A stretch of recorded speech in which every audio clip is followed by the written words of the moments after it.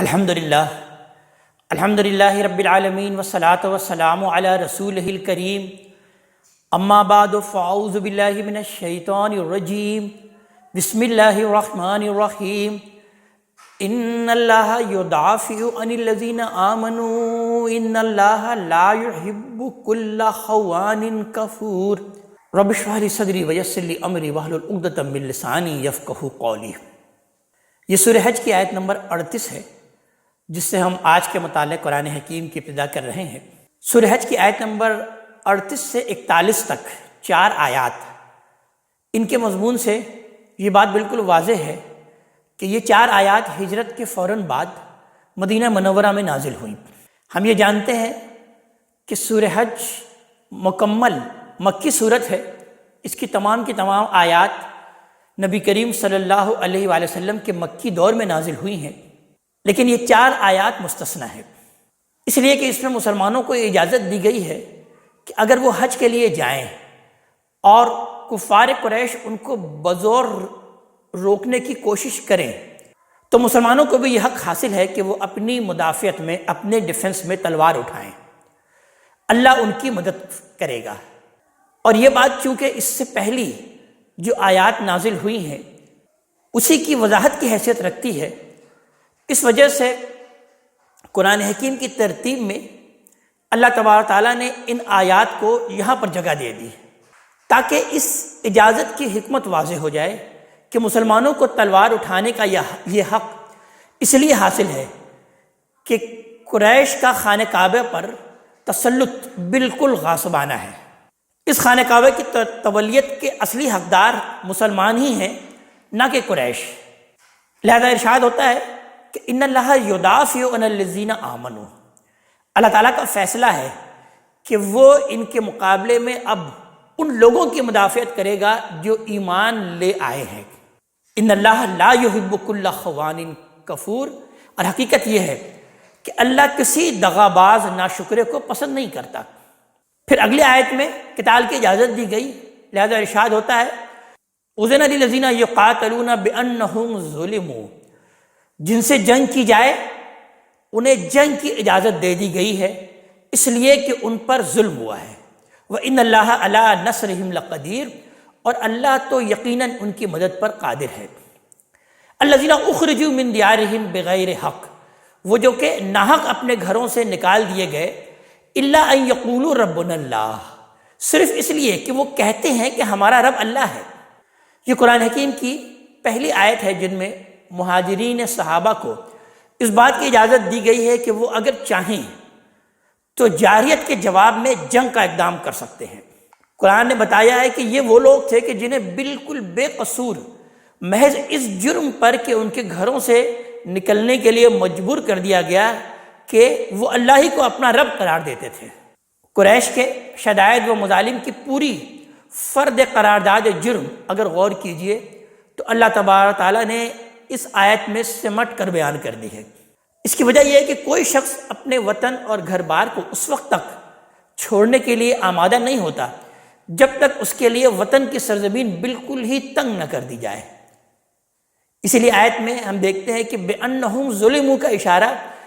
انہی مظالم کی طرف ہے، اور قرآن نے انہی کی بنیاد پر مسلمانوں کو یہ حق دیا ہے کہ اب وہ جاریت کے خلاف تلوار اٹھا سکتے ہیں، خواہ یہ جاریت اللہ کی راہ سے انہیں روکنے کے لیے کی جائے اور یا حرم کی راہ سے روکنے کے لیے کی جائے۔ یہ حق انہیں بحیثیت جماعت دیا گیا ہے در حقیقت اگر غور کیا جائے، اس لیے کہ اپنی انفرادی حیثیت میں مسلمان ان آیتوں کے مخاطب ہی نہیں ہیں، لہذا اس معاملے میں اقدام کا حق بھی ان کے نظم اجتماعی کو حاصل ہے۔ مسلمانوں کا جو نظم اجتماعی مدینہ میں قائم ہو چکا ہے انہی کو در حقیقت اس کا حق حاصل ہے۔ ان کے اندر کوئی فرد یا گروہ ہرگز یہ حق نہیں رکھتا کہ ان کی طرف سے اس طرح کی کسی اقدام کا فیصلہ کرے۔ نبی کریم صلی اللہ علیہ وسلم نے اسی بنا پر فرمایا ہے کہ مسلمانوں کا حکمران ان کا سپر ہے۔ بخاری کی حدیث ہے جس کا رقم 2957 ہے، اس میں نبی کریم صلی اللہ علیہ وسلم فرماتے ہیں کہ مسلمانوں کا حکمران در حقیقت ان کا سپر ہے، اور قتال یا جنگ اسی کے پیچھے ہی رہ کر کیا جاتا ہے۔ پھر اللہ تعالیٰ اگلی آیت میں اس قتال کی حکمت بیان فرما رہے ہیں کہ یہ اجازت اس لیے دی گئی ہے کہ ولولا دفع اللہ الناس بعضهم ببعض، اگر اللہ لوگوں کو ایک دوسرے کے ذریعے سے دفع نہ کرتا رہتا، لہدمت صوامع وبیع وصلوات ومساجد یذکر فیہا اسم اللہ کثیرا، تو خانقاہیں اور گرجے اور کنیسیں اور مسجدیں جن میں کثرت سے اللہ کا نام لیا جاتا ہے سب ڈھائے جا چکے ہوتے۔ مطلب یہ ہے کہ جنگ کوئی پسندیدہ چیز نہیں ہے، یہ کوئی اصل مطلوب چیز نہیں ہے، لیکن اللہ کی طرف سے اس کی اجازت ہمیشہ اسی لیے دی گئی ہے کہ یہ اگر نہ دی جاتی تو قوموں کی سرکشی اس انتہا کو پہنچ جاتی کہ تمدن کی بربادی کا تو کیا ذکر، معبد اللہ تبارک تعالیٰ کے گھر یہ ویران کر دیے جاتے اور ان کی جگہوں پر خاک اڑتی جہاں شب و روز اللہ رب العالمین کا نام لیا جاتا ہے۔ اس میں خاص طور پر یہود و نصارہ کی عبادت گاہوں کا ذکر اس لیے کیا گیا ہے کہ مسلمانوں کے کسی اقدام پر مذہبی نقطہ نظر سے وہی معترض ہو سکتے تھے۔ انہیں بتایا گیا ہے کہ تمہاری یہ عبادت گاہیں آج اگر قائم ہیں تو اسی لیے قائم ہیں کہ اللہ کے صالح بندے ان لوگوں کے مقابلے میں اپنی جان دے کر ان کی حفاظت کرتے رہے ہیں جو ان کی ویرانی کے درپے ہوئے۔ لہٰذا مسلمانوں کو بھی جنگ کی اجازت اسی مقصد سے دی جا رہی ہے کہ وہ اللہ اور اس کے حرم کی راہ سے روکنے والوں کو ان کے اس ظلم سے باز رکھ سکیں۔ آگے ارشاد ہوتا ہے کہ وَلَا يَنصُرَنَّ اللَّهُ مَن يَنصُرُهُ، اللہ ضرور ان لوگوں کی مدد کرے گا جو اس کی مدد کے لیے اٹھیں گے، اس لیے کہ ان اللہ لقوی عزیز، اس میں شک نہیں کہ اللہ زبردست ہے، قوی ہے اور وہ سب پر غالب ہے۔ الذین ان مکناہم فی الارض، وہی کہ جن کو اگر ہم اس سرزمین میں اقتدار بخشیں گے، اقاموا الصلاۃ وآتوا الزکاۃ، تو نماز کا وہ اہتمام کریں گے اور وہ زکوٰۃ ادا کریں گے۔ حکومت کی سطح پر نماز قائم کرنے کے لیے جو سنت نبی کریم صلی اللہ علیہ وآلہ وسلم نے قائم فرمائی ہے، اس کے روح سے اولاً مسلمانوں کے ارباب و حل و عقد خود بھی نماز کا اہتمام کریں گے اور اپنے عمال کو بھی اس کا پابند بنائیں گے۔ اور دوسری بات کہ نماز جمعہ اور نماز عیدین کا خطاب اور ان کی امامت ہر جگہ یہ ارباب حل و عقد اور ان کے مقرر کردہ حکامی در حقیقت کرنے کا اختیار رکھتے ہیں، کرنے کے مجاز ہیں، یا ان کی طرف سے کوئی نمائندہ یہ خدمت انجام دے سکتا ہے۔ اسی طرح زکوٰۃ کے بارے میں بھی یہ سنت قائم فرمائی ہے کہ یہی واحد ٹیکس ہے جسے مسلمانوں پر عائد کیا جا سکتا ہے۔ لہٰذا ریاست کے مسلمان شہریوں میں سے ہر وہ شخص جس پر زکوٰۃ عائد ہوتی ہے اپنے مال، مویشی اور پیداوار میں مقرر حصہ اپنے سرمایہ سے الگ کر کے لازماً حکومت کے حوالے کر دے گا، اور حکومت دوسرے مصارف کے ساتھ اس سے اپنے حاجت مند شہریوں کی ضرورتیں ان کی فریاد سے پہلے ان کے دروازے پر پہنچ کر پوری کرنے کی یہ حکومت کوشش کرے گی۔ آگے حکومت کے فرائض منصبی کو بیان کیا گیا کہ وہ امروا بالمعروف ونہوا عن المنکر، اور بھلائی کی تلقین کریں گے اور برائی سے روکیں گے۔ بھلائی کے لیے یہاں لفظ اصل میں آیا ہے معروف، اور برائی کے لیے منکر، یعنی وہ چیزیں جنہیں پوری انسانیت بھلائی یا برائی کی حیثیت سے جانتی ہے، بالکل معروف ہے۔ اور یہ ذمہ داری ظاہر ہے کہ بعض معاملات میں تبلیغ اور تلقین کے ذریعے سے اور بعض معاملات میں قانون کی طاقت سے پوری کی جائے گی۔ تبلیغ و تلقین کے لیے جمعہ کا ممبر ہے جو اسی مقصد سے ارباب و حل عقد کے لیے خاص کر دیا گیا، اور قانون کی طاقت کے لیے پولیس کا محکمہ ہے جو مسلمانوں کی حکومت اسی ذمہ داری کو پورا کرنے کے لیے یہ محکمہ قائم کیا جاتا ہے، امر بالمعروف اور نہی عن المنکر کا۔ آگے ارشاد ہو رہا ہے کہ اللہ تبارک تعالیٰ ضرور ان کی مدد کرے گا، وَلِلَّهِ عَاقِبَةُ الْأُمُورِ، اور سب کاموں کا انجام تو اللہ ہی کے اختیار میں ہے۔ یہ وہ 4 آیات ہیں جو کہ مدینے میں نازل ہوئی، اور جیسا کہ میں عرض کر چکا ہوں کہ یہ پوری کی پوری صورت اصلاً مکی ہے۔ لہٰذا اب آیت نمبر 42 سے پھر گفتگو نبی کریم صلی اللہ علیہ وآلہ وسلم سے ہو رہی ہے سرزمین مکہ میں، اور آپ صلی اللہ علیہ وسلم کو مخاطب کر کے بیان فرما رہے ہیں اللہ تبارک و تعالیٰ، وَإِن يُكَذِّبُوكَ فَقَدْ كَذَّبَتْ قَبْلَهُمْ قَوْمُ نُوحٍ وَعَادٌ وَثَمُودُ۔ اے پیغمبر صلی اللہ علیہ وآلہ وسلم، اگر یہ آپ کو جھٹلاتے ہیں تو اس پر تعجب کیوں؟ ان سے پہلے نوح کی قوم عاد اور سمود بھی جھٹلائے جا چکے ہیں، وہ قوم ابراہیم و قوم لوط، اور ابراہیم علیہ السلام کی قوم، لوط علیہ السلام کی قوم بھی۔ وہ اصحاب مدینہ اور مدین کے لوگ بھی، یعنی حضرت شعیب علیہ السلام کی قوم، وَكُذِّبَ موسیٰ اور موسیٰ کو بھی اسی طرح جھٹلایا گیا تھا، فَأَمْلَيْتُ لِلْكَافِرِينَ پھر ان کے منکروں کو میں نے کچھ ڈھیل دی، ان کے کافروں کو میں نے کچھ ڈھیل دی، ثُمَّ أَخَذْتُهُمْ پھر ان کو دھر لیا، فَكَيْفَ كَانَ نَكِيرٌ تو دیکھو کہ کیسی ہوئی میری پھٹکار، یہ عقوبت۔ فَكَأَيٍّ مِّن قَرْيَةٍ أَهْلَكْنَاهَا سو کتنی بستیاں ہیں جن کو ہم نے ہلاک کیا ہے، وَهِيَ ظَالِمَةٌ اور وہ ظالم تھی، فَهِيَ خَاوِيَةٌ عَلَىٰ عُرُوشِهَا اب وہ اپنی چھتوں پر الٹی پڑی ہیں، وَبِئْرٌ مُعَطَّلَةٌ اور کتنے کنویں بیکار، وَقَصْرٍ مشید اور کتنے پختہ محل جو ویران پڑے ہوئے ہیں۔ أَفَلَمْ يَسِيرُوا فِي الْأَرْضِ پھر کیا یہ لوگ زمین میں چلے پھرے نہیں کہ عبرت کی ان جگہوں کو دیکھ کر فَتَكُونَ لَهُمْ قُلُوبٌ يَعْقِلُونَ بِهَا ان کے دل ایسے ہو جاتے کہ یہ ان سے سمجھتے، او آذان یسمعون بها اور کان ایسے ہو جاتے کہ ان سے سنتے، فإنها لا تعمى الابصار سو بات یہ ہے کہ سروں کی آنکھیں اندھی نہیں ہوتی، ولیکن تعمى القلوب التي في الصدور بلکہ وہ دل اندھے ہو جاتے ہیں جو سینوں میں ہیں۔ اصلی اندھاپن در حقیقت دل کا اندھاپن ہے، اور یہ مکذبین نبی کریم صلی اللہ علیہ وسلم کو یہ جھٹلانے والے اسی اندھے پنے مبتلا ہیں۔ کوئی ان کی سر کی آنکھیں کھلی دیکھ کر ان کو بینا نہ سمجھے کہ یہ آنکھوں والے ہیں، اس لیے کہ آنکھوں کی اندر بصیرت کی روشنی دل کی راہ سے آتی ہے، اور ان کے دل کی آنکھیں بالکل اندھی ہیں۔ وَيَسْتَعْجِلُونَكَ بِعَذَابٍ یہ آپ سے عذاب کے لیے جلدی مچائے ہوئے ہیں، وَلَن يُخْلِفَ اللَّهُ وَعْدَهُ درحال ہے کہ اللہ نے عذاب کی وعید سنائی ہے، تو اللہ ہرگز اپنے وعدے کی خلاف ورزی نہیں کرے گا۔ انہیں معلوم ہونا چاہیے کہ وَإِنَّ يَوْمًا عِندَ رَبِّكَ كَأَلْفِ سَنَةٍ مِّمَّا تَعُدُّونَ آپ کے رب کے ہاں کا ایک دن تمہاری گنتی کے حساب سے 1000 سال کے برابر ہوتا ہے۔ سو اب یہ بھی بے خوف نہ ہو، وَكَأَيٍّ مِّن قَرْيَةٍ أَمْلَيْتُ لَهَا وَهِيَ ظَالِمَةٌ کتنی ہی بستیاں ہیں جن کو میں نے ان کے ظلم کے باوجود اسی طرح ڈھیل دی، ثُمَّ أَخَذْتُهَا وَإِلَيَّ الْمَصِيرُ پھر ان کو پکڑ لیا اور سب کو واپس تو میرے ہی پاس آنا ہے۔ قُلْ يَا أَيُّهَا النَّاسُ نبی کریم صلی اللہ علیہ وآلہ وسلم سے مخاطب کر کے اللہ تبارک تعالیٰ بیان فرما رہے ہیں کہ ان سے کہہ دیجئے کہ لوگو انما انا لکم نذیر مبین میں تمہارے لیے صرف ایک کھلا ہوا نذیر ہوں، خبردار کرنے والا ہوں۔ فالذین آمنوا وعملوا الصالحات پھر جو ایمان لائے اور انہوں نے اچھے عمل کیے، نیک عمل کیے، لہم مغفرۃ ورزق کریم ان کے لیے مغفرت بھی ہے اور عزت کی روزی بھی ہے۔ والذین سعوا فی آیاتنا معاجزین اور جن کی تگ و دو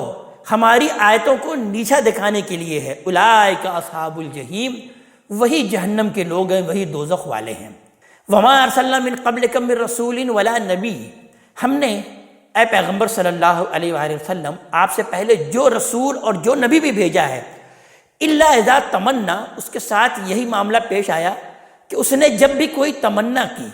القى الشیطان فی امنیتہ شیطان اس کی تمنا میں خلل انداز ہو گیا، فینسخ اللہ ما یلقی الشیطان پھر شیطان کی اس خلل اندازی کو اللہ مٹا دیتا ہے، ثم یحکم اللہ آیاتہ پھر اللہ اپنی آیتوں کو قرار بخشتا ہے، واللہ علیم حکیم اور اللہ تو علیم ہے اور حکیم ہے۔ یعنی شیطان کے پیدا کیے ہوئے شبہات اور اعتراضات کی حقیقت لوگوں پر اللہ تبارک تعالیٰ واضح کر دیتا ہے، لہذا شیطان کے اٹھائے ہوئے سب فتنے بالآخر جھاگ کی طرح بیٹھ جاتے ہیں، اور اللہ کی آیتیں اس طرح محکم ہو کر سامنے آتی ہیں کہ کسی سلیم الطبع انسان کے دل میں ان کے بارے میں کوئی تردد باقی نہیں رہتا۔ لِيَجْعَلَ مَا يُلْقِي الشَّيْطَانُ فِتْنَةً یہ اس لیے ہوتا ہے کہ اللہ شیطان کی اس خلل اندازی کو ان لوگوں کے لیے فتنہ بنا دے، لِلَّذِينَ فِي قُلُوبِهِم مَرَضٌ جن کے دلوں میں نفاق کا روگ ہے، وَالْقَاسِيَةِ قُلُوبُهُمْ اور جن کے دل سخت ہو چکے ہیں، وَإِنَّ الظَّالِمِينَ لَفِي شِقَاقٍ بَعِيدٍ اور حقیقت یہ ہے کہ یہ ظالم اپنی مخالفت میں بہت دور نکل گئے ہیں۔ وَلِيَعْلَمَ الَّذِينَ أُوتُوا الْعِلْمَ أَنَّهُ الْحَقُّ مِن رَبِّكَ اور اس لیے بھی ہوتا ہے کہ جن کو اللہ کی کتاب کا علم عطا ہوا ہے وہ اچھی طرح جان لیں کہ یہ آپ کے رب کی طرف سے حق آیا ہے۔ فَيُؤْمِنُوا بِهِ، تو ان کے ایمان اس پر پختہ ہو، فَتُخْبِتَ لَهُ قُلُوبُهُمْ، اور ان کے دل اس کے آگے جھک جائیں، وَإِنَّ اللَّهَ لَهَادِ الَّذِينَ آمَنُوا إِلَىٰ صِرَاطٍ مُسْتَقِيمٍ، اور اللہ کا فیصلہ ہے کہ وہ ان لوگوں کو جو ایمان لے آئے ہیں ضرور سیدھی راہ دکھائے گا۔ وَلَا يَزَالُ الَّذِينَ كَفَرُوا فِي مِرْيَةٍ مِّنْهُ، اس کے برخلاف جن لوگوں نے انکار کا فیصلہ کر لیا ہے وہ اس کی طرف سے شک ہی میں رہیں گے، حَتَّىٰ تَأْتِيَهُمُ السَّاعَةُ بَغْتَةً، یہاں تک کہ ان کے سر پر قیامت یکایک آ موجود ہو، اور یاتہم عذاب یوم عقیم، یا ایک منحوس دن کا عذاب ان پر نازل ہو جائے، یعنی ایک ایسا دن جس میں کوئی تدبیر کارگر نہ ہو، ہر کوشش الٹی پڑے اور ہر امید مایوسی میں تبدیل ہو جائے۔ الملک یومئذ للہ، اللہ تعالیٰ آگے بیان فرما رہے ہیں وہ اس بات کو یاد رکھیں کہ اس دن سارا اختیار اللہ ہی کا ہوگا۔ یحکم بینہم، وہ ان کے درمیان فیصلہ کر دے گا۔ فالذین آمنوا وعملوا الصالحات، پھر جو لوگ ایمان لائے ہوں گے اور انہوں نے اچھے عمل بھی کیے ہوں گے، فی جنات النعیم، وہ راحت کے باغوں میں ہوں گے۔ والذین کفروا وکذبوا بآیاتنا، اور جنہوں نے انکار کیا اور ہماری آیتوں کو جھٹلا دیا، فاولئک لہم عذاب مہین، تو وہی ہے کہ جن کے لیے ذلت کا عذاب ہے، اس لیے کہ انہوں نے اللہ اور رسول کے مقابلے میں استکبار کیا، تکبر کا مظاہرہ کیا، اور تکبر کی سزا یہی ہونی چاہیے کہ اس میں تعظیم کے ساتھ ساتھ توہین اور تذلیل کی پھٹکار بھی شامل کر دی جائے۔ والذین ہاجروا فی سبیل اللہ، اور ان کے ظلم سے عاجز ہو کر جن لوگوں نے اللہ کی راہ میں ہجرت کی، ثم قتلوا، پھر قتل کیے گئے، او ماتوا، یا اپنی موت سے مر گئے، لَيَرْزُقَنَّهُمُ اللَّهُ رِزْقًا حَسَنًا، اللہ ان کو ضرور اچھا رزق عطا فرمائے گا۔ وَإِنَّ اللَّهَ لَهُوَ خَيْرُ الرَّازِقِينَ، بے شک اللہ ہی ہے جو بہترین رزق عطا فرمانے والا ہے۔ یہاں پر لفظ رزق کے معنی صرف روزی ہی نہیں ہے، یہ در حقیقت اللہ کی بے پایہ انعامات کی ایک جامع تعبیر ہے جو اللہ تبارک تعالیٰ قرآن حکیم میں رزق کے طور پر استعمال کرتے ہیں۔ سورہ آل عمران اور سورہ بقرہ میں صراحت ہے کہ جو لوگ اللہ کی راہ میں مارے جائیں انہیں مردہ نہیں سمجھنا چاہیے، وہ اپنے رب کے حضور زندہ ہیں، اور برزخ کی زندگی میں بھی خاص اپنے رب کی نعمت سے رزق پا رہے ہیں۔ چنانچہ سورہ بقرہ میں بیان کیا گیا کہ وَلَا تَقُولُوا لِمَن يُقْتَلُ فِي سَبِيلِ اللَّهِ أَمْوَاتٌ بَلْ أَحْيَاءٌ وَلَٰكِن لَّا تَشْعُرُونَ، اور مت کہو ان لوگوں کو کہ جو کہ اللہ تبارک تعالیٰ کی راہ میں قتل کیے جائیں کہ وہ مردہ ہیں، بلکہ وہ زندہ ہیں، لیکن تمہیں اس کا شعور نہیں۔ اور سورہ آل عمران میں بیان ہوا کہ وَلَا تَحْسَبَنَّ الَّذِينَ قُتِلُوا فِي سَبِيلِ اللَّهِ أَمْوَاتًا بَلْ أَحْيَاءٌ عِندَ رَبِّهِمْ يُرْزَقُونَ، اور ہرگز گمان مت کرو ان لوگوں کے بارے میں کہ جو کہ اللہ تعالیٰ کی راہ میں قتل کیے جائیں، اللہ تعالیٰ کی راہ میں شہادت کے رتبے کو پا جائیں کہ وہ مردہ ہیں، بل احیاء، بلکہ وہ زندہ ہیں اپنے رب کے حضور اور رزق پا رہے ہیں۔ اور اس آیت میں ہم دیکھیں تو یہاں مزید وضاحت یہ فرمائی کہ اگر انسان اللہ تعالیٰ کی راہ میں نکلا ہو تو اس کو اگر طبی موت بھی آ جائے تو وہ بھی در حقیقت شہادت ہی کے حکم میں ہی ہے۔ یہاں پر یہ خاص بات یہاں پر بیان ہوئی، لَيُدْخِلَنَّهُمْ مُدْخَلًا يَرْضَوْنَ، اور ان کو ضرور ایسی جگہ پہنچائے گا جس سے وہ راضی ہوں گے۔ وَإِنَّ اللَّهَ لَعَلِيمٌ حَلِيمٌ، بے شک اللہ تبارک تعالیٰ سب کے حال سے واقف ہے اور وہ بڑا ہی حلیم ہے، بردبار ہے۔ ذالک، یہ اسی طرح ہوگا، ومن عاقب بمثل ما عوقب بہ، اور مزید یہ کہ جو کسی ظلم کا ویسے ہی بدلہ لے جیسا اس کے ساتھ کیا گیا، ثم بغی علیہ، پھر اس پر زیادتی کی جائے، لینصرنہ اللہ، تو اللہ تبارک تعالیٰ اس کی ضرور مدد فرمائے گا۔ ان اللہ لعفو غفور، اس میں شبہ نہیں ہے کہ اللہ معاف کرنے والا اور درگزر فرمانے والا ہے۔ اللہ تعالیٰ ضرور اس کی مدد فرمائے گا کہ ذالک بأن اللہ یولج اللیل فی النہار، یہ اس لیے کہ اللہ ہی ہے جو رات کو دن میں داخل کرتا ہے، یہ اسی کی قدرت ہے۔ ویولج النہار فی اللیل، اور دن کو رات میں داخل کرتا ہے۔ وان اللہ سمیع بصیر، اور اس لیے کہ اللہ سمیع اور بصیر ہے۔ ذالک بأن اللہ هو الحق، یہ اس لیے کہ اللہ ہی حق ہے۔ وان ما يدعون من دونه هو الباطل، اور جن چیزوں کو یہ اللہ کے سوا پکارتے ہیں وہ سب باطل ہیں۔ وَأَنَّ اللَّهَ هُوَ الْعَلِيُّ الْكَبِيرُ، اور اس لیے کہ اللہ ہی برتر ہے اور سب سے بڑا ہے۔ الم تر ان اللہ انزل من السماء ماء، کیا دیکھتے نہیں ہو کہ اللہ نے آسمان سے پانی برسایا، فتصبح الارض مخضرہ، تو اس سے زمین سرسبز و شاداب ہو جاتی ہے۔ ان اللہ لطیف خبیر، حقیقت یہ ہے کہ اللہ تبارک تعالیٰ بہت ہی باریک بین ہے۔ یعنی لطیف کہتے ہیں کہ اللہ تعالیٰ اس خبر کو بھی جانتا ہے جو انتہائی مائکروسکوپک ہے، باریک بینی سے تمام خبروں کو جاننے والا ہے، اور خبیر کہتے ہیں وہ بڑی بڑی خبروں کو۔ تو ان اللہ لطیف خبیر، حقیقت یہ ہے کہ اللہ تبارک تعالیٰ بہت ہی باریک بین ہے اور ہر چیز کی خبر رکھنے والا ہے۔ لہو ما فی السماوات و ما فی الارض، اسی کا ہے جو کچھ بھی آسمانوں میں ہے اور جو کچھ بھی زمین میں ہے۔ وَإِنَّ اللَّهَ لَهُوَ الْغَنِيُّ الْحَمِيدُ، حقیقت یہ ہے کہ اللہ ہی ہے جو بے نیاز ہے اور وہی ہے کہ جو کہ ستودہ صفات ہے۔ الم تر ان اللہ سخر لکم ما فی الارض، کیا دیکھتے نہیں ہو کہ اللہ نے زمین کی سب چیزوں کو تمہارے کام میں لگا رکھا ہے۔ وَالْفُلْكَ تَجْرِي فِي الْبَحْرِ بِأَمْرِهِ، اور کشتی کو بھی وہ اس کے حکم سے سمندر میں چلتی ہے۔ وَيُمْسِكُ السَّمَاءَ أَن تَقَعَ عَلَى الْأَرْضِ، اور وہ آسمان کو تھامے ہوئے ہے کہ مبادا زمین پر گر پڑے وہ، الا بِإِذْنِهِ، الا یہ کہ وہی اس کا اذن دے دے۔ ان اللہ بالناس لرؤوف الرحیم، یقیناً اللہ تبارک تعالیٰ لوگوں پر بڑا ہی مہربان ہے اور اس کی شفقت ابدی ہے۔ وَهُوَ الَّذِي أَحْيَاكُمْ، وہی ہے جس نے تمہیں زندگی دی، ثُمَّ يُمِيتُكُمْ ثُمَّ يُحْيِيكُمْ، پھر مارتا ہے وہی، پھر تم کو زندہ کرے گا۔ ان الانسان لکفور، حقیقت یہ ہے کہ انسان بڑا ہی ناشکرا ہے۔ مطلب یہ ہے کہ اللہ کی رافت اور عنایت سے جو نعمتیں انسان کو حاصل ہے، ان سے اللہ کی معرفت حاصل کرنے، اس کا شکر ادا کرنے اور اس کی دی ہوئی مہلت سے فائدہ اٹھانے کے بجائے یہ کس قدر افسوس کی بات ہے کہ انسان ناشکرا ہو کر اس حقیقت کا انکار کیے جاتا ہے جسے پیغمبر نے پیش کیا ہے۔ اب آگے ان کی اس اعتراض کا جواب دیا جا رہا ہے کہ یہ جو محمد صلی اللہ علیہ وآلہ وسلم نئی شریعت لے کر آئے ہیں تو یہ ہماری شریعت سے مختلف کیوں ہے؟ لہذا اللہ تعالیٰ ارشاد فرما رہے ہیں کہ لِكُلِّ أُمَّةٍ جَعَلْنَا مَنْسَكًا، ہم نے ہر امت کے لیے ایک طریقہ مقرر کیا ہے، ہم ناسکوہ، کہ وہ اسی پر چلیں گے، اور ہم نے اس وقت بھی یہی کیا ہے۔ فَلَا يُنَازِعُنَّكَ فِي الْأَمْرِ، سو اس معاملے میں وہ آپ کے ساتھ ہرگز کوئی جھگڑا نہ کرنے پائیں، لہٰذا انہیں آپ نظر انداز کریں۔ وَدُعُ إِلَىٰ رَبِّكَ، اور اپنے رب کی طرف بلاتے رہے۔ إِنَّكَ لَعَلَىٰ هُدًى مُسْتَقِيمٍ، یقیناً آپ ہی سیدھے راستے پر ہیں۔ وَإِن جَادَلُوكَ، اس کے بعد بھی اگر وہ آپ سے جھگڑنے کے درپے ہیں،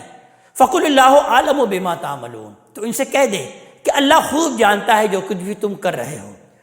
اللہ يَحْكُمُ بَيْنَكُمْ يَوْمَ الْقِيَامَةِ، اللہ قیامت کے دن تمہارے درمیان اس چیز کا فیصلہ کر دے گا، فیما کنتم فیہ تختلفون، جس میں تم اختلاف کرتے رہے ہو۔ الم تعلم ان اللہ یعلم ما فی السماوات والارض، کیا تم نہیں جانتے کہ آسمان اور زمین کی ہر چیز اللہ کے علم میں ہے۔ ان ذالک فی کتاب، یہ سب ایک کتاب میں، ایک دفتر میں محفوظ ہے۔ ان ذالک علی اللہ یسیر، اور حقیقت یہ ہے کہ اللہ کے لیے یہ انتہائی آسان ہے۔ یعنی ہزاروں لاکھوں بلکہ اربوں انسانوں کے ہر قول و فعل کا ریکارڈ محفوظ رکھنا اللہ کے لیے کچھ بھی مشکل نہیں۔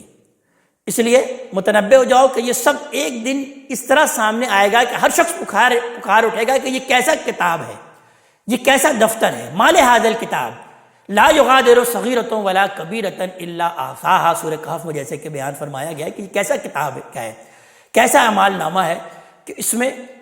ہر چھوٹی چیزیں، ہر چھوٹی اور بڑی چیز پوری جزیات کے ساتھ اپنے اندر سمیٹ لی گئی ہے۔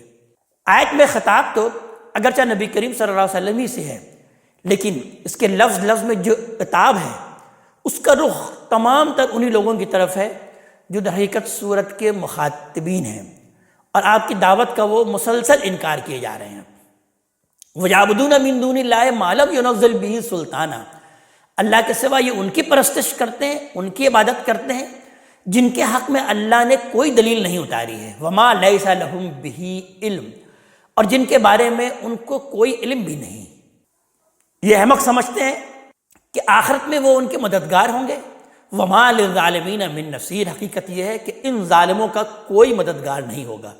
وَإِذَا تُتْلَىٰ عَلَيْهِمْ آيَاتُنَا بَيِّنَاتٍ، انہیں جب ہماری صاف صاف آیتیں سنائی جاتی ہیں، تعرف فی وجوہ الذین کفروا المنکر، تو ان منکروں کے چہرے پر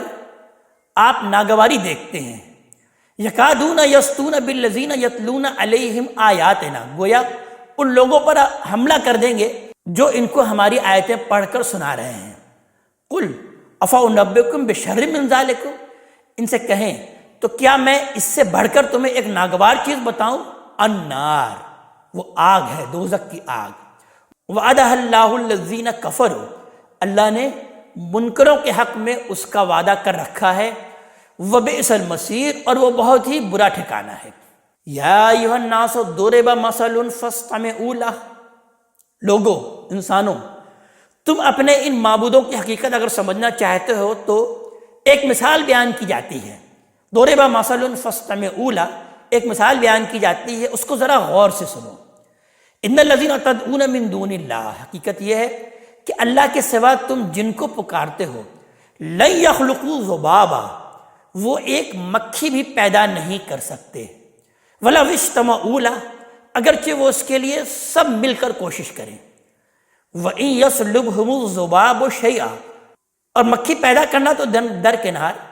اور اگر وہ مکھی ان سے کچھ چھین لے، لا يَسْتَنْقِذُوهُ مِنْهُ، تو اس سے وہ اس کو چھڑا بھی نہیں سکتے۔ ضعف الطالب والمطلوب، چاہنے والے بھی، طالب بھی بودے، اور جن کو چاہا جا رہا ہے یعنی مطلوب، وہ بھی انتہائی بودے ہیں دونوں، کس قدر کمزور اور بودے ہیں یہ طالب بھی اور مطلوب بھی، جن کو یہ اللہ تبارک تعالیٰ کے سوا پکار رہے ہیں۔ اللہ تبارک تعالیٰ مثال کے ذریعے سے اس بات کو سمجھا رہے ہیں کہ یہ اگر ایک مکھی بھی تخلیق کرنا چاہیں تو تخلیق نہیں کر سکتے، اور تخلیق کرنا تو درکنار، تم جو حلوے مانڈے ان کے سامنے رکھتے ہو، وہ مکھی اس پر بھنبھناتی رہتی ہے، وہ اس کو اڑانے کی بھی قدرت نہیں رکھتے، وہ مکھی ان سے کچھ لے کے بھی چلی جائے کہ اس سے حاصل کرنے کی بھی قدرت نہیں رکھتے، تو تم کس کو پوج رہے ہو، کس کی پرستش کر رہے ہو؟ کیسے بودے لوگ ہیں کہ جن کی کہ تم پرستش کرتے ہو اور جن کی کہ تم عبادت کر رہے ہو۔ تو ضعف الطالب والمطلوب، چاہنے والے بھی بودے اور جن کو یہ چاہ رہے کہ وہ بھی بودے۔ اس میں غور کیا جائے تو یہ لطیف اشارہ بھی ہے کہ معبود تو اسی کو بنایا جاتا ہے جو انسان کے ضعف اور توانائیوں کا مداوع کر سکے، لیکن یہ ایسے نادان ہیں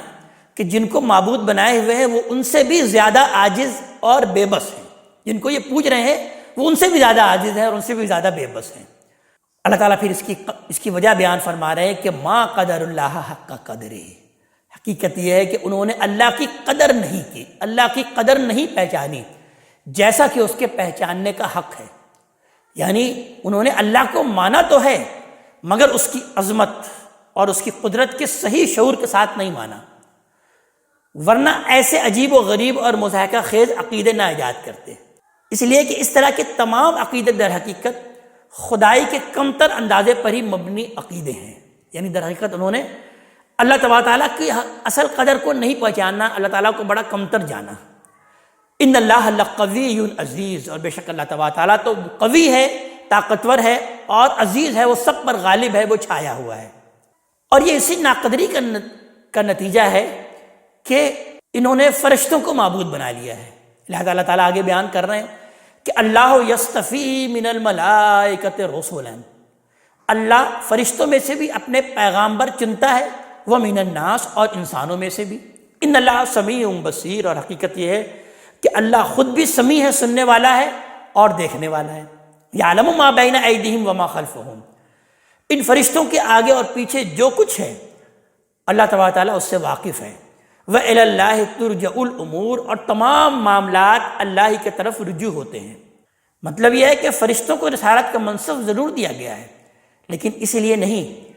کہ اللہ کسی بھی لحاظ سے ان کا محتاج ہے، وہ کائنات کا رب ہے اور اس کا علم اور اس کی قدرت ہر چیز کا احاطہ کیے ہوئے ہے۔ لہذا مسلمانوں کو مخاطب کر کے اللہ تعالیٰ بیان فرما رہے ہیں کہ یا ایھا الذین آمنوا ارکعوا واسجدوا، ایمان والو ان کا عہد تو تمام ہوا، یعنی بنی اسرائیل کا عہد تو پورا ہوا، اب یہ جو تمہارے مخاطبین ہیں ان کا عہد تو پورا ہوا، اب اے مسلمانوں تمہارا دور شروع ہو رہا ہے۔ تو یا ایھا الذین آمنوا ارکعوا واسجدوا، اے ایمان والو رکوع کرو، سجدے کرو، یعنی گھٹنوں پر جھک جاؤ اور اپنا سر سجدے میں ڈال دو۔ کہ اللہ کی عظمت اور جلالت کے اعتراف کی اس سے بڑھ کر کوئی صورت نہیں ہے۔ لہذا یہ حقیقت ہے کہ انسان اگر پورے شعور کے ساتھ رکوع اور سجود کرے اور اس پر مداومت پرسسٹنس رکھے تو کبھی استکبار میں مبتلا نہیں ہوتا، کبھی اس کے اندر تکبر کا شائبہ بھی پیدا نہیں ہو سکتا، اور ہمیشہ تیار رہتا ہے کہ کوئی حق آئے تو بغیر کسی تردد کے اس کے آگے سر تسلیم خم کر لے۔ پھر آگے ارشاد ہوا کہ وَاعْبُدُوا رَبَّكُمْ، اپنے رب کی بندگی کرو، یعنی رکوع اور سجود تو پہلے بیان ہوا، اب یہاں پر اس سے آگے بڑھ کر بندگی کا لفظ استعمال ہوا۔ یہ ایک جامع مفہوم ہے بندگی، عبادت۔ رکوع اور سجود کی ہدایت کے بعد ظاہر ہے کہ یہ خاص کے بعد عام کا ذکر ہے۔ اس کا حاصل یہ ہے کہ زندگی کے تمام معاملات میں اللہ ہی کی بندگی اور اسی کی اطاعت اختیار کی جائے، اللہ ہی کا کہنا مانا جائے، زندگی کے ہر گوشے میں اللہ تبارک تعالیٰ کو بڑا سمجھا جائے اور اسی کے سامنے سر تسلیم خم کر دیا جائے، یہ در حقیقت بندگی ہے۔ وَافْعَلُوا الْخَيْرَ لَعَلَّكُمْ تُفْلِحُونَ، اور نیکی کے کام کرو، خیر کے کام کرو تاکہ تم فلاح پاؤ۔ پھر آگے مسلمانوں کو ایک جامع حکم دیا جا رہا ہے کہ وَجَاهِدُوا فِي اللَّهِ حَقَّ جِهَادِهِ، اور مزید یہ کہ اپنے منصب کی ذمہ داریوں کو پورا کرنے کے لیے، یعنی اب جو تم شہادت علی الناس کے منصب پر فائز کیے گئے ہو تو ان ذمہ داریوں کو پورا کرنے کے لیے وَجَاهِدُوا فِي اللَّهِ حَقَّ جِهَادِهِ، اللہ کی راہ میں جدوجہد کرو جیسا کہ جدوجہد کرنے کا حق ہے، یعنی اتمام حجت کے درجے میں اللہ کا پیغام پوری انسانیت تک پہنچانے کی کوشش کرو اور اس میں اپنی طرف سے کوئی کسر اٹھا نہ رکھو۔ نیز اس راہ میں اگر کوئی مزاحمت پیش آئے تو اس کو دور کرنے کے لیے اپنے دل اور دماغ، جسم اور جان اور مال و دولت کی ساری قوتیں صرف کر دو۔ هو اجتباکم، اسی نے تم کو چن لیا ہے، یعنی اس طرح منتخب کر لیا ہے جس طرح بنی آدم میں سے بعض ہستیوں کو نبوت اور رسالت کے لیے منتخب کرتا ہے۔ اس سے پہلے بنی اسرائیل بھی اسی طرح منتخب کیے گئے تھے، لیکن اپنی سرکشی اور بغاوت کی وجہ سے اللہ کے غضب کے مستحق ہوئے اور ان پر لعنت کر دی گئی۔ لیکن اللہ تعالیٰ بیان فرما رہے ہیں کہ اب اللہ تعالیٰ نے تم کو چن لیا ہے، هو اجتباکم، اور وما جعل علیکم فی الدین من حرج، اور جو شریعت تمہیں عطا فرمائی ہے اس میں تم پر کوئی تنگی نہیں رکھی۔ ملت ابیکم ابراہیم، تمہارے باپ ابراہیم کی ملت تمہارے لیے پسند فرمائی ہے، یعنی اصل اسلام جس میں یہودیت یا نصرانیت کی کوئی آمیزش نہیں ہے، اور وہ تمہارے باپ ابراہیم علیہ السلام کی ملت ہے۔ ہم نے اسی کو تجدید اور اصلاح اور اس میں بعض اضافوں کے ساتھ تمہارا دین اور تمہاری شریعت بنا دیا ہے۔ باپ کی حیثیت سے ابراہیم علیہ السلام کا حوالہ بنی اسماعیل کو تشویق دلانے کے لیے کیا گیا کہ یہ تمہارے لیے کوئی اجنبی چیز نہیں ہے، تمہارے باپ کا دین ہے، اور باپ کے دین سے زیادہ اولاد کو اور کون سا دین اور کون سی ملت اس کو مطلوب و محبوب ہو سکتی ہے۔ اور یہ حقیقت بھی اس سے واضح ہوتی ہے کہ اصلاً یہ ذمہ داری، اس ذمہ داری کے لیے بنی اسماعیل کو چنا گیا ہے، هو اجتباکم، لیکن دوسرے سب لوگ بھی جب ان کی دعوت کو قبول کر کے اسلام میں داخل ہوتے ہیں تو طبعاً اس میں بھی شامل ہو جاتے ہیں، اس میں شریک ہو جاتے ہیں۔ لہٰذا سورہ بقرہ میں اللہ تعالیٰ نے اسی بنا پر بنی اسماعیل کو درمیان کی جماعت امت وسط قرار دیا ہے۔ کذالک جعلناکم امۃ وسطا لتکونوا شہداء علی الناس ویکون الرسول علیکم شہیدا، اسی طرح ہم نے تم کو امت وسط بنایا تاکہ تم انسانیت پر گواہ بن جاؤ اور رسول تم پر گواہ ہو جائیں۔ یعنی امت وسط سے مراد در حقیقت کہ جس کی ایک طرف اللہ اور اس کا رسول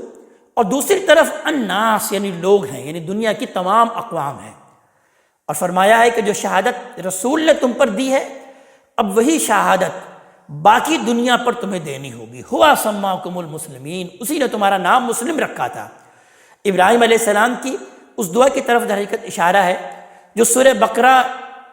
میں اس طرح نقل ہوئی ہے کہ ربنا وجعلنا مسلمین لک ومن ذریتنا امۃ مسلمۃ لک۔ اس میں در حقیقت امت مسلمہ کے الفاظ اسی امت کے لیے آئے ہیں جس کا ذکر یہاں ہو رہا ہے۔ من قبل وفی ھذا، اس سے پہلے اور اس قرآن میں بھی تمہارا نام یہی مسلم ہے۔